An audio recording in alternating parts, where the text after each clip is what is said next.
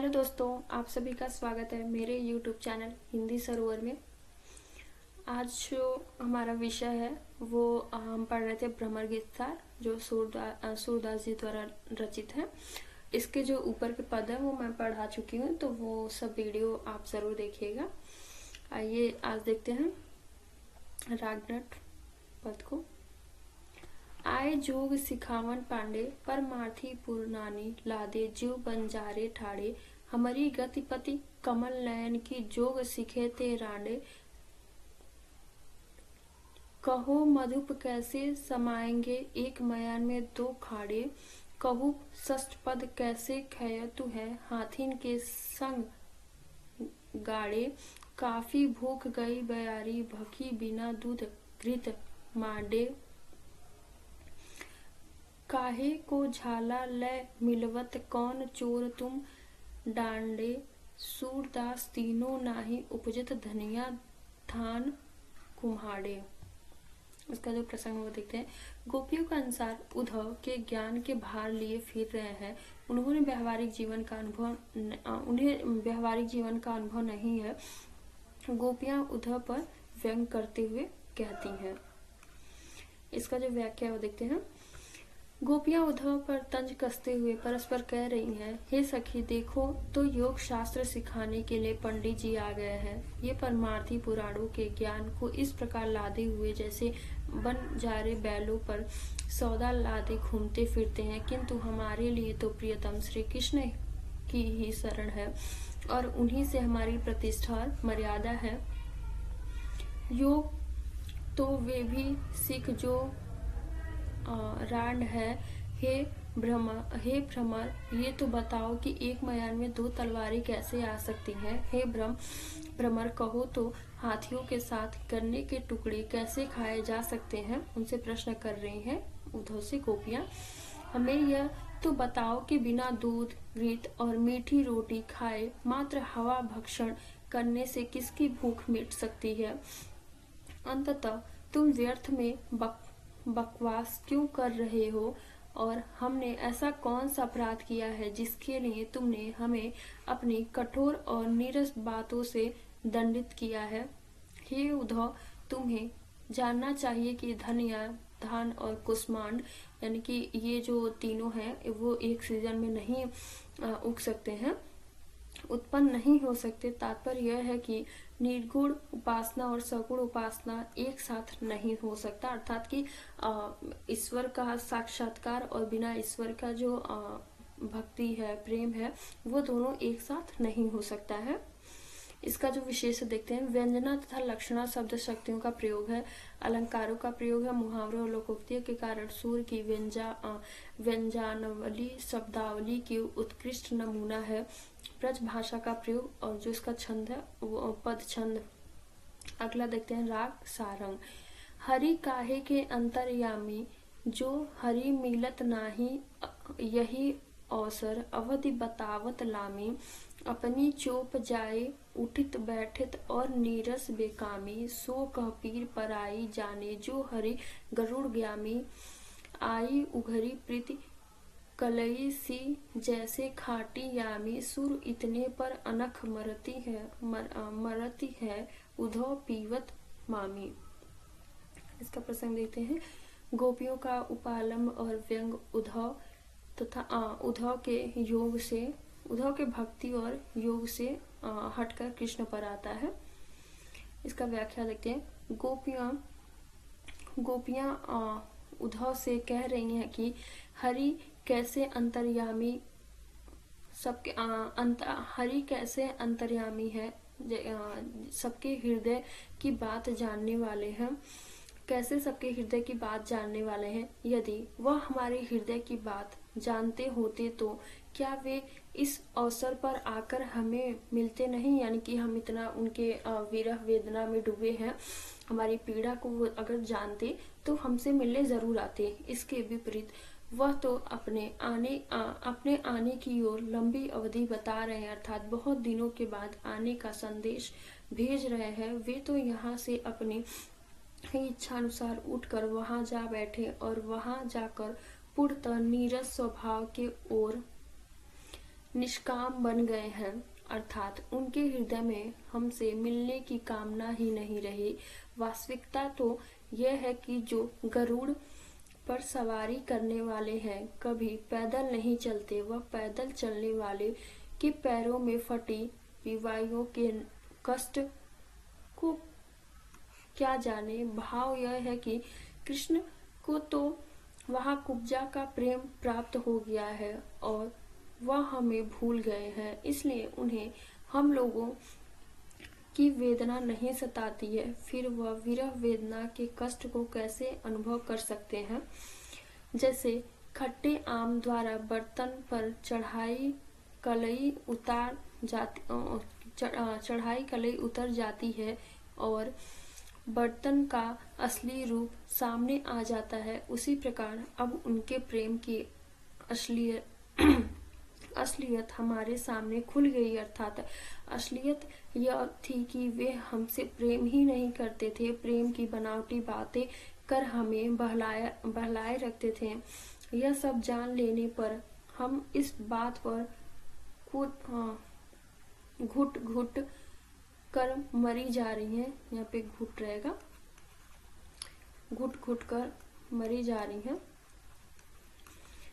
रही हैं कि हम हमारे प्रेम के संबंध में मौन साध कर बैठ गए हैं। न तो यह कहते हैं कि हमसे प्रेम नहीं करते और न ही यही कहते हैं कि हमसे प्रेम करते हैं। यानी कि जो कृष्ण है वो मतलब यहाँ गोपियां उद्धव से कृष्ण के बारे में बता रही हैं कि वो कभी स्पष्ट रूप से नहीं कहते हैं कि मैं प्रेम करता हूँ या नहीं करता हूँ। और वो जब ब्रजवासियों को छोड़कर चले गए हैं तो वहाँ पे जो उनकी कुब्जा है वो उनकी मदद मतलब उनके शरणों में उनकी सेवा करती रहती है। तो वो मतलब कह रही है कि उनसे प्रेम करने लगे हैं और हम सबको भूल गए हैं। यहाँ जो विशेष से देखते हैं, मुहावरों का समस्त पद में प्रचुर उपयोग हुआ है। उपमा, वक्रोक्ति, अत्यानुप्रास अलंकारों का प्रयोग है, ब्रजभाषा का प्रयोग है। अगला देखते हैं राग सारंग। हमारे हरि हारिल की लकड़ी मन बच क्रम नंद नंद सौ उर यह दृढ़ करी पकड़ी जागत सोबत सपने सौ दुख कान कान जकरी सुनतही जोग लगत ऐसे अति ज्यो करुही ककरी सोई व्याधि हमें ले आए देख सुनी न करी यह तो सूर तिन्हे ले दीजे जिनके मन झकरी। इसका प्रसंग देखते हैं। गोपियों ने कृष्ण के प्रति अपनी सच्ची भक्ति और निष्ठा व्यक्त की है। उन्हें योग साधना, निर्गुण ब्रह्म उपासना की कटुता ज्ञात है। इसकी व्याख्या देखते हैं।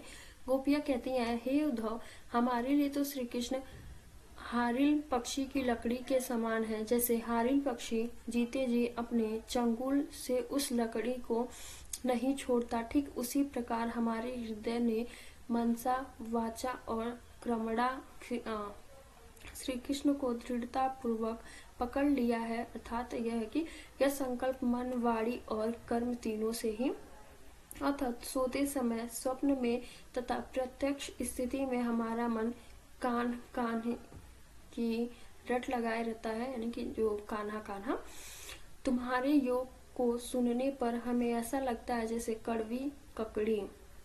तुम तो हमें वही निर्गुण ब्रह्मोपासना या योग साधना का रोग देने के लिए यहाँ चले आए, जिसे न कभी देखा और न जिसके बारे में कभी सुना और न ही इसका अनुभव किया। इस ब्रह्मोपासना या योग साधना का उपदेश तो उसे दीजिए जिसका मन चंचल हो। हम लोगों को इसकी क्या आवश्यकता। हम लोगों का चित्त तो श्री कृष्ण के प्रेम में पहले ही दृढ़ता पूर्वक आबद्ध है। यानी कि इसमें गोपियां उद्धव से जो अपनी मनोदशा बता रही हैं कि यानी कि हम श्री कृष्ण को अपने हृदय में बसा रखे हैं, तो हमारा जो मतलब प्रेम है वो निर्गुण उपासना में नहीं बदल सकता है। तो इसकी जो विशेषता है वो देखते हैं।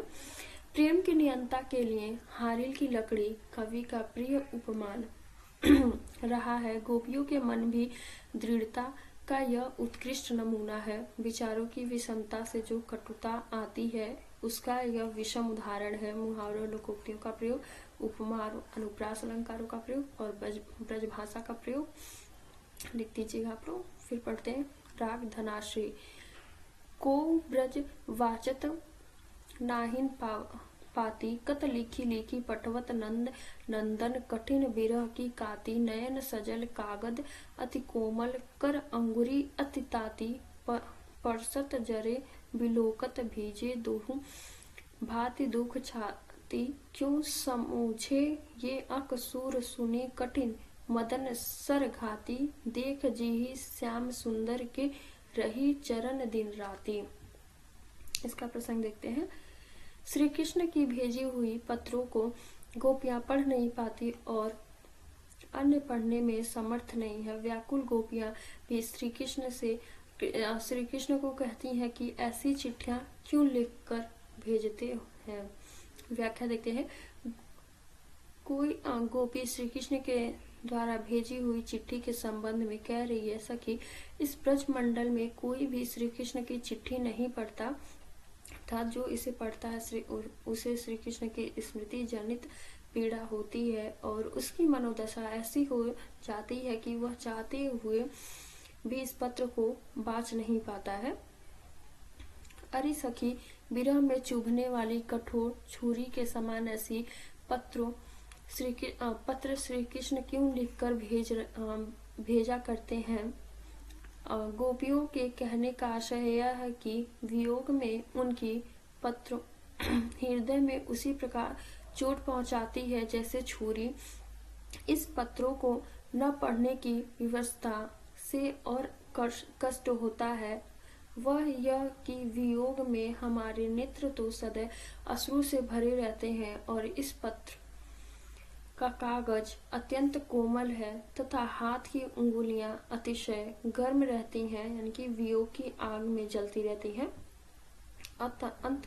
अतः यदि इसे स्पर्श करती हैं तो यह जलने लगती है, क्योंकि कागज कोमल है और नेत्रों से यदि पढ़ने का प्रयास करती हूँ तो आंसुओं के गिरने से अक्षर परस्पर मिल जाते हैं।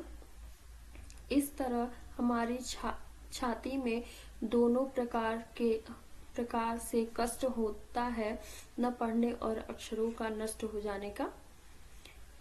सूर्य के शब्दों में विरहणी गोपी अपनी सखी को संबोधित करती हुई कह रही है कि अरे सखी, ये अक्षर कैसे समझ में आए, ये तो वास्तव में कामदेव के तीक्ष्ण कठोर बाणों के भांति घातक है। कहने का तात्पर्य यह है कि जब इन अक्षरों को समझने का प्रयास करती हूँ तो श्री कृष्ण की याद आ जाने की कमोदीपन होने लगता है। अब तो श्याम सुंदर को देखने और उनके चरणों में रहकर ही जीवित रह सकते हूँ। तात्पर्य यह है कि अब हमें एकमात्र सहारा उनके चरणों का है। इसका जो विशेष देखते हैं।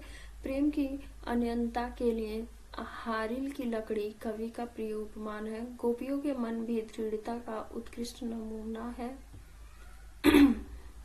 ये वाला पहले में क्या हो गया है, माफ करिएगा, इतना रह रहेगा। यहाँ पे है, मतलब इसमें भी मुहावरों लोकोक्तियों का प्रयोग किया गया, उपमान है, अनुप्रास अलंकारों का प्रयोग है। अगला देखते हैं।